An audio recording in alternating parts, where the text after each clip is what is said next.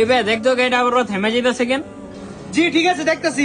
কি রে নূর তুই? আয় হায় এডি রেদওয়ান, এখন তো আমার লোক মজা লইব, আমি এইসব কাজ করি। কি তুই গাড়ির মিস্ত্রি কাজ করস? হ্যাঁ কলেজে তো থাকতে বলতে অনেক বড় কাম করবি, এই তোর বড় কাম। আজকে পরিস্থিতি খারাপ হয়ে গেছে তো। পরিস্থিতির দোষ দেওয়া লাভ আছে? মানুষ সফল হয় তার কর্মে। তুই সারা জীবন স্কুল লাইফে তারও শিখছ, আর আমি পড়াশোনা করছি, এই কারণে তোর আজকে এই অবস্থা। হয়তো আমার কপালে এইটাই ছিল। কপাল বলতে কিছু নেই, যেমন কর্ম তেমন ফল। বাবা আর তোর কতক্ষণ সময় লাগবো? হ্যাঁ হয়ে গেছে ড্যাড, আর কলেজের পুরানো ফ্রেন্ডের সাথে দেখা হয়ে গেছে। আর তুই জানো সেটা কি? আমার বাবা।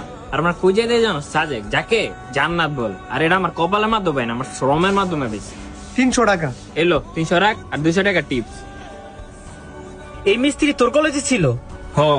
ও তোরে দিছে নাকি? কিছু নেই, যে কাগজটা দিল দেখো তো কি লেখছে। ওইটা ছিল তুই আমার টিপ দিছ, আমিও তোর টিপস দিলাম।